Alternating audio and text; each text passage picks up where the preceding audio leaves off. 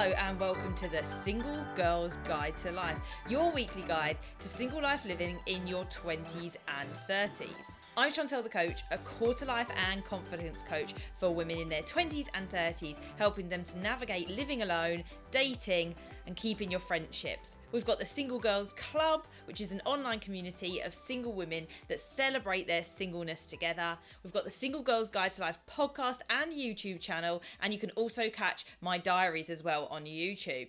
And coming up very shortly, if you're listening to this at the time of release, we have got the Single on Valentine's Day events coming right up.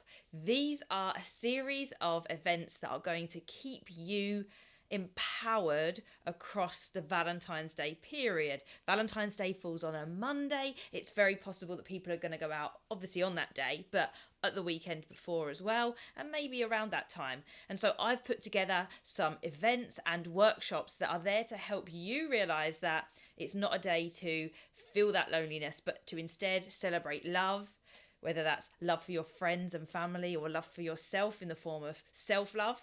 And you can get involved with all of that by heading to the link that's in the description and joining us for those events coming up. You do not have to spend Valentine's Day alone. However, today's topic is taking a little bit of a different turn, and it very much is something that I can personally speak about for this one. It doesn't get spoken about a lot, I don't think. And I will explain why I think that happens as part of that. But today's episode is going to be looking at being divorced in your 20s, or being a divorced millennial even, because I know it stretches a little bit further. Now, this is not going to be something that everybody relates to. However, depending on your relationship status previously, you don't have to have been married to be going through the same things. There are some things that are exclusive to going through the divorce period that do not happen when you go through a usual breakup. However, they have similar elements within them. It's the legalities of a divorce that go alongside divorce. But for those that may be new to the podcast and don't know my background, I am a divorced millennial. I got divorced, technically speaking, it's only a year ago, but separated 2.5 years ago. There was an element of possibly waiting for the reasons for divorce. So a divorce is a legal separation between two people after having got married in some way. And it is that legal element that is important, that you are no longer, to some degree, treated as a partnership and one at any point. You are two separate entities. Now, divorce in your 20s compared to a breakup may not seem that different on the surface, okay? So you have been together with somebody probably for a long time, though not always the case. We know that there can be quite quick marriage turns around and quick divorce turns around. My own experience of that is that I was divorced a year into my marriage and had been with my ex for 6 years prior to that. So there was 7 years that we were together altogether. I'm sure some of you are going to be rolling your eyes at the 7-year itch concept, which I'll go into one day. But that was our kind of history in that sense. We were engaged for 2.5 years. Yeah, 2.5, 3.5. 2015 Christmas, we were engaged, married in August 2018. So there was a stretch of time as well where we had that intention to marry, but took our time in terms of saving and planning. And it was a great day, I will not deny that. But obviously there were elements that didn't work in the end. And the difference can be when you're getting divorced and going through a breakup is the pressure around it. You might still be living with that person if you are in a relationship with them. You might even own a home together. So there is a tie, a legal tie that you need to deal with, especially if you've bought it together. However, you've also got the pressure of the fact that you have gone through that declaration and that process, which for some, and some will be in marriages still because they don't feel that they can leave because they've gone through the marriage element. That puts pressure on to make it work or to stay even if it's not working. Now you can see that as a good thing because we shouldn't just give up on things very quickly. It should be something that we take our time about and we think through.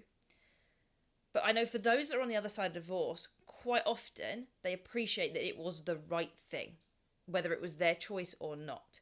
They can reflect and look back and see that it wasn't working the way it should. It wasn't quite the way it should be. And should is an interesting word because it depends on your expectations around that. And it's very possible that your expectations around relationships and marriage have changed since going through the experience of a divorce. But there is another pressure of that because you have gone through that process. There's been money invested, there's been time and effort, and you get that question of so soon in my instance, or but you were married, as if that makes it different to a breakup. If we'd never got married, would it be the same response I was getting? I don't know. But people, when they find out that I have gone through that process, often ask me for advice on how to get through that.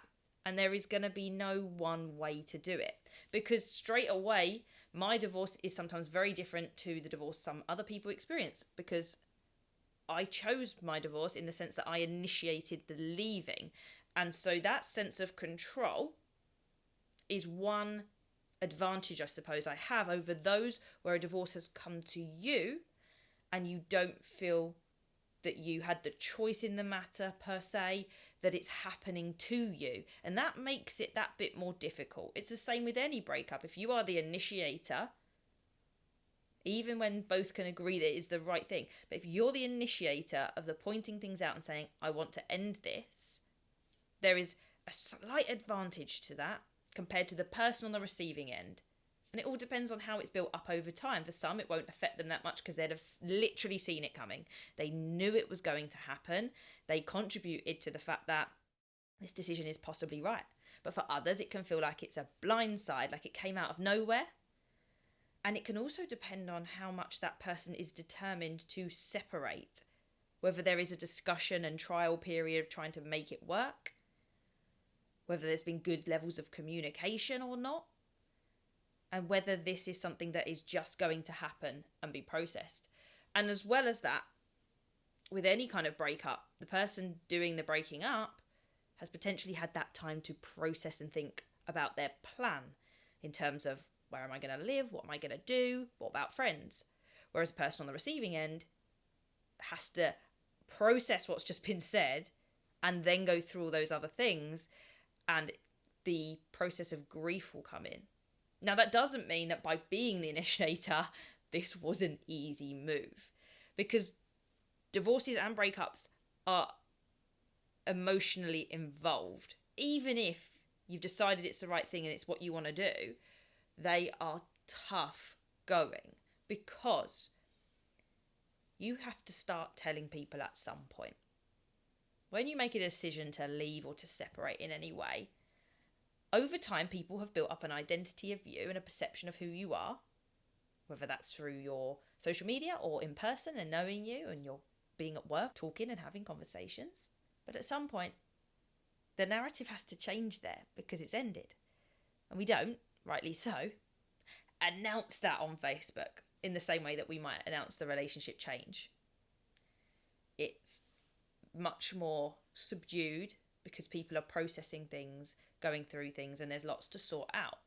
However, for those that are eagle-eyed, some people will be able to spot that a mile off when the pictures stop and the profile picture changes to someone on their own. Not saying that you can't have a picture on your own when you're in a relationship or in a marriage, but it's when there's that change and then people suddenly notice at the time, over time, that person's not shared much with them and gone on. But the queries around it, I believe, are probably stronger. When I think of breakups, I didn't have loads, but when I think of breakups versus divorce, the time is the one I think that people are shocked most by. And that can, because of that can, at some certain points, made me, I suppose the word would be shame. Because of their reaction. And maybe they didn't intend to be, and it was my own response in that. There's me thinking through my feelings there as I stumble over my words. But there is that element of, it's hard to say because I know it shouldn't have happened. It shouldn't be this way. Because when you get married, there is that element of it being for life. But then we facilitated that not by having divorce. That doesn't mean that it's not that taboo. And quite frankly, I look at that and I look at the time and I go, nobody knows the full story apart from those that know the full story. And even then, that's going to be mine and my ex's versions having been told by us, which are probably two very different versions. Because we see things with different focuses and we see things from a different light. For me, getting through it was going back and deciding what the narrative was around it for me. And that doesn't mean changing the story. There were events that happened.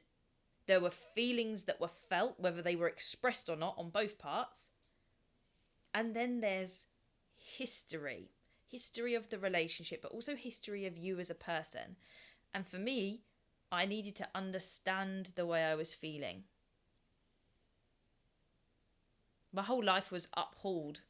Yes, mentally maybe I was more in a place to cope with that quicker because I was the initiator, so I'd had to think that element.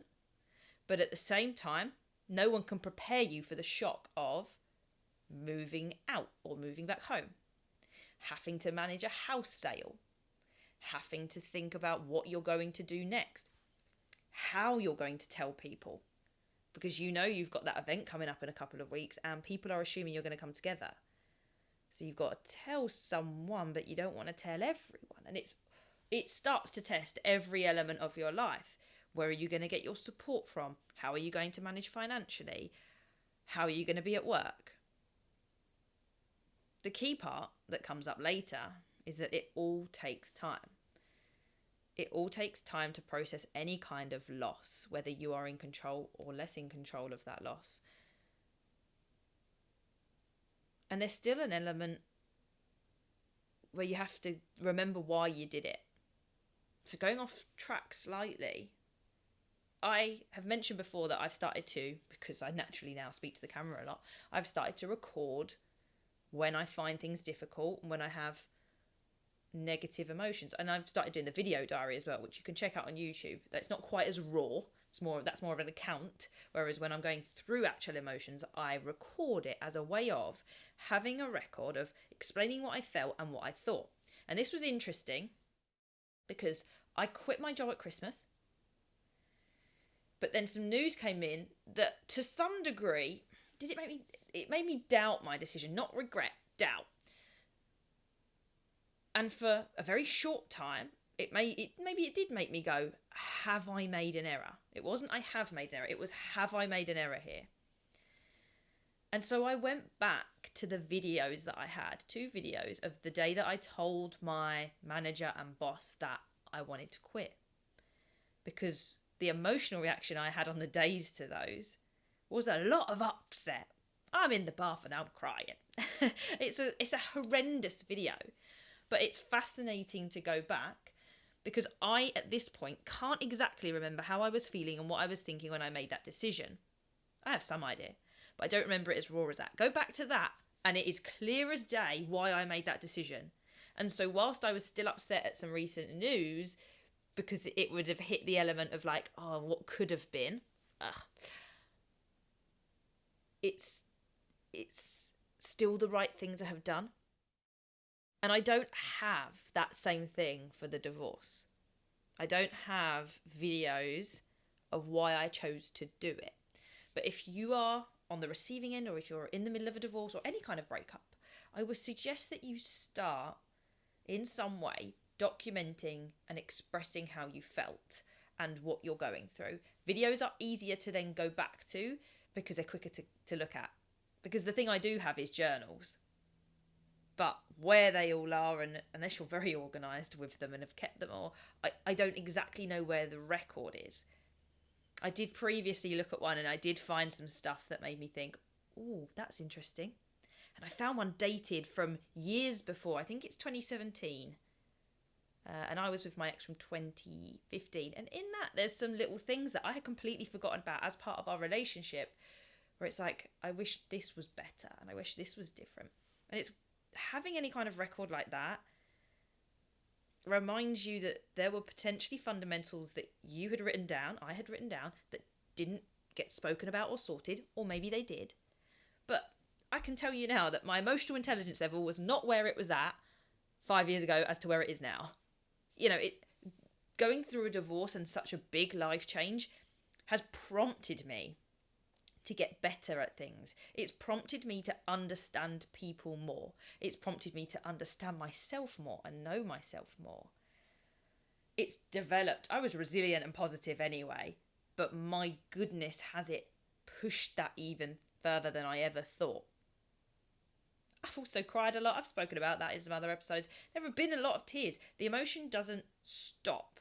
And I quite confidently would say I don't get emotional over the divorce or the marriage, and I'm still not fragile about it in the sense of I can look at pictures, I have references around, such as my bouquet got freeze dried. I'm not chucking that away, it's beautiful.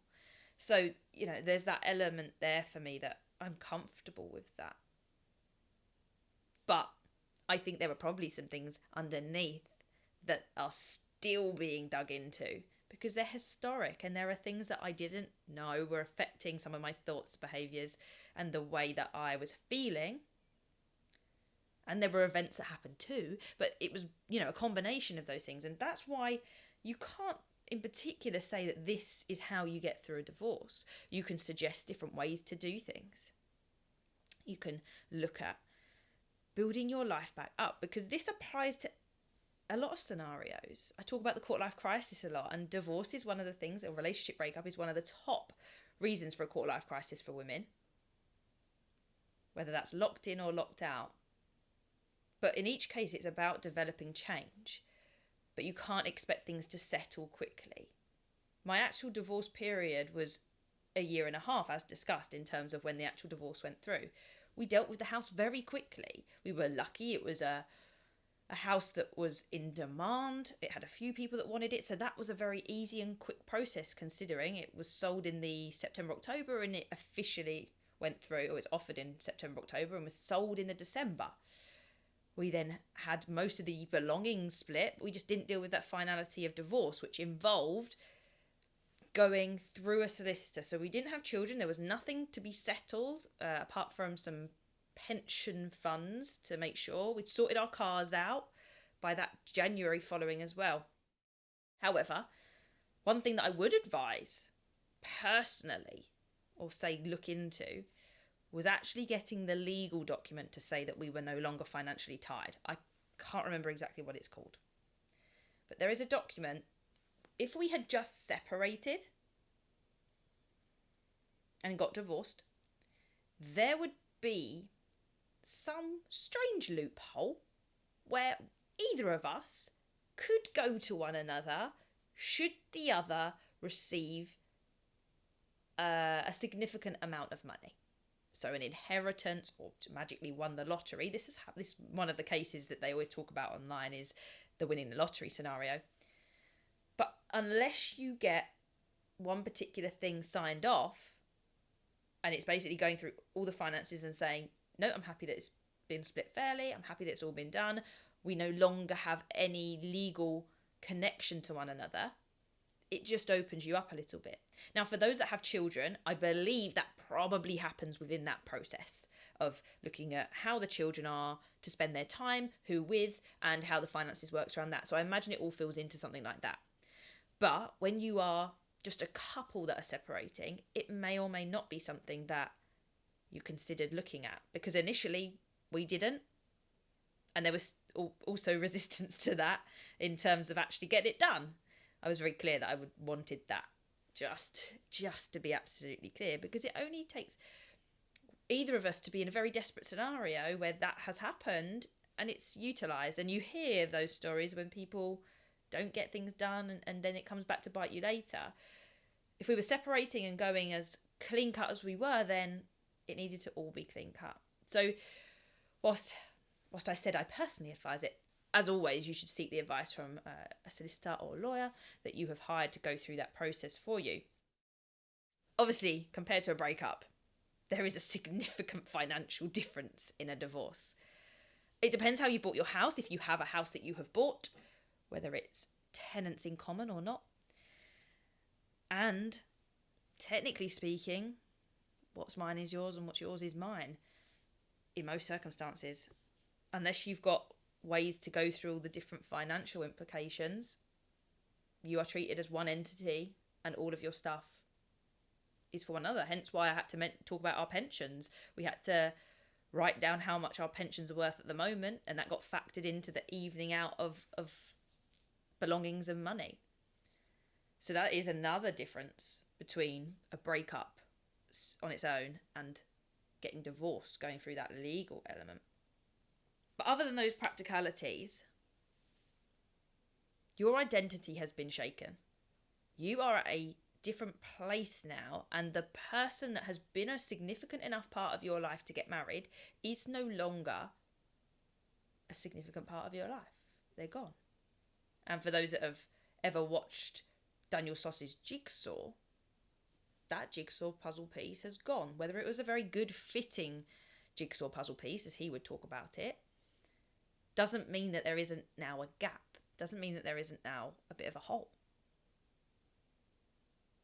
And it depends what was being provided within that as to what you need to find within yourself. Was it that that person gave you the self-esteem and reassurance? How can you do that for yourself, and where can you get that also from some other people? And I don't just mean jumping into another relationship. I mean all the other connections that you should have in your life. The thing we could do in any relationship, marriage or otherwise, is that we can rely heavily on that person and neglect some of our other connections.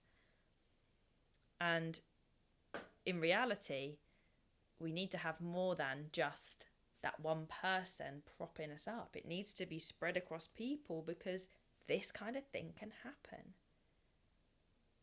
whether we want it to or not. Going through a divorce is the same as any kind of loss. It is grief. Going through a breakup is any kind of loss. It's grief. And so you have to work through those 5 to 7 stages that they talk about of grief. I can't remember the order, but you've got things like denial, anger, bargaining, sadness/depression, and then acceptance. You can find that on episode 19 of How to Get Over a Breakup, when I talk through that process. It's not dissimilar to that. However, there is that added question mark that comes over it, because people hold marriage as a lifelong thing. But a significant number of marriages do end in divorce. And it's not something to be ashamed of. In my scenario, people have forgotten. And that is insane. How have people forgotten that I got married? And it's not a problem that they have. It was a very good wedding. People still talk. It's interesting. People talk to me about the wedding and go, it was still the best wedding we've ever been to. My parents were talking about it. That literally came up not long ago, a month ago. Someone was talking about that in that way. They were like, it was insane. I don't do things by halves. But there's other people that I've had conversations with in this last month as well, which is like, a friend of mine went, I forgot you'd done all of that. I forgot you'd done all of the getting married and going through the process. And that fascinates me, that obviously there's this legacy of it as being a great day. Might just be because one was more involved and one was less involved in that. But it's interesting that people forget. People don't know. And unless I bring it up, or they happen to go through my Facebook or come round and see the small references. There's a picture of me and my stepdad over there. My stepdad is unfortunately not with us anymore, but it's a picture of me in my wedding dress with my stepdad. One of the few references I have around the house, but there are references. So unless you've got that, it could probably be easily forgotten. And I don't blame anyone for that, but it's interesting that it doesn't have to be a defining part of my life. And not everyone's entitled to know about it. Obviously, if you're developing a friendship or relationship with anyone new, at some point it would probably be something to mention, in the sense of, oh, I just never knew that about you. But think about the things you never knew about the people that you know now, that you've met in the last year or two. Do you know how many boyfriends, girlfriends they've had? Do you know what negative experiences they've gone through? Such as when they lose a grandparent or parent, which is obviously significant. But if that's happened 5 to 10 years before you were around, you have always known them not to have that link. Whereas at some point, someone knew them with that family member and then knew them without them. Maybe it's slightly different if you have children. Whether that's married or not, people obviously then know that you've had a previous relationship. And they want to know because they want to understand what your life was like and how it came to where it is now. But it's interesting that there is not the evidence in mine as so obviously. And so people don't then necessarily make any assumption, if they met me now, and unless I mentioned it, that I'm just single. No one would query and ask me, have you ever been married? I just don't think it would come up. Maybe it's where I'm 28. Maybe if I was 35, 40, maybe that question would come up. Because again, it's about perception and expectations. People don't expect you to be divorced in your 20s, not least being divorced or separated at least at 26, divorced at 27. It's not an expectation. And I don't hide it per se. I don't introduce myself as the millennial divorcee. But when do I bring it up in relationships? Quite early on. I think it's important that they know that that's happened because it defines my forward planning for, do I want to get married again? What do I think marriage means? How important is that to me? And they're the kind of questions that you need to think about, but not straight away. People will ask you straight away. People will say to you, so, you going to get married again? I don't know. I haven't got over this one yet.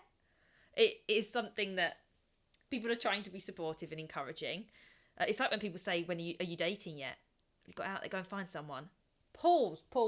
This was a long period of my life and we did a lot of life events together. I still don't just want to go out there and fill another gap and don't want to, back to the analogy, put the wrong jigsaw piece into the puzzle.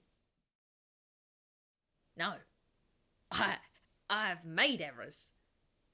Whilst they have led to good things like developing into a new character, finding a new sense of self, working out an element of purpose and intention and living a different kind of life, that doesn't mean that I want to get back to the same level as soon as at the cost of everything else.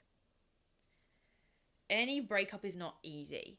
Divorce just has extra practical elements, legal elements that you cannot, should not, avoid. Don't be afraid of the process of divorce. It is, because not loads of people do it and then not loads of people talk about it. If you can be amicable with your partner in terms of splitting resources up, then that is an absolute bonus. But obviously there can be animosity on one or other side. We were able to keep our finances down in terms of solicitors because we pretty much could sort nearly everything out. The only sticking point was the dog most of the time and getting that document that I said that I felt we needed. And it is going to be difficult. This person is no longer on your side and you're no longer on their side. So if there is that sticking point, find your support network. When it's a breakup, it can be to enough of a degree, a bit of a clean cut. Once the stuff has gone, that's it. But navigating a divorce where it has to all be laid out and sorted can just be an extra bit. But you can get through that. It's not the be all and end all. Take your time, process it all, and give yourself space. Don't rush into some other distraction. Someone said at a Jay Shetty Genius meetup, he was recalling his events of a divorce, and someone had said to him, it takes about 2 years. His life worked out pretty much like that in terms of how you feel about yourself and your scenario. A year ago, I bought this new place, so I was a year and a half into that, and COVID has made things weird. I haven't been able to go out and do the exploring of the world that I think that you can do when you get some level of freedom of single life back. Some of you know about the 1,000-mile road trip, of course. Not quite the same as going on a surprise trip abroad and not knowing where you're going because they don't tell you till you get to the airport. But anyway, I would say roughly it probably is about the right kind of time. a year and a half, 2 years. It depends on the person, depends on the scenario, and it depends on how easy things have been and all of the outstanding baggage and emotion you have to process. But don't feel that there is a time limit, that if you haven't done it in 2 years, that that's a problem. As long as you're proactive about what you are doing, healing, getting support from friends, family, or if you need professional advice in that sense from a therapist, it's important to consider the different ways that you need to get through it. And you just start slowly building your life back, slowly working out what it is that you want to put in that jigsaw piece. Is it made up of 3 jigsaw pieces as opposed to one big piece that was a bit skew-if? It's worth you taking your time, because if you're in your 20s and divorced, you have time. Apparently people don't think it's likely that you've got married and divorced in that time, from my experience. You're a third, maybe a quarter of the way through your life. There is a lot more to get through. Think how long school felt like. Just think that you've got where you're at now 3, maybe only 2 times over. All of that time again. Just take it day by day. Take it slow and tell who you want to tell. There is no need to tell everyone quickly. And just outright explain, this is what's happened. I don't want to talk about it now, but I will with you one day. I hope that gives some of you that have been divorced some kind of hope and advice that I can direct you to when people message me, and that you can take some things from that. It won't have covered everything because your situation is unique to you. And if you haven't been divorced in your life, some of that still applies to breakups, whilst it can just be useful and interesting to know about divorce because it doesn't really get spoken about too often. It's very, very tucked away because people don't want to talk about that. It's not a success at all. People would call it a failure. To me, that relationship and that experience was not a failure. There were 7 years there. There were moments when we could have done things differently. And had we both done things differently, thought about things differently, had more emotional intelligence, maybe it wouldn't have ended that way. The ending led to a failure, but not all 7 years would I call a failure of any sort. Not even a majority would I call. A majority was a great time.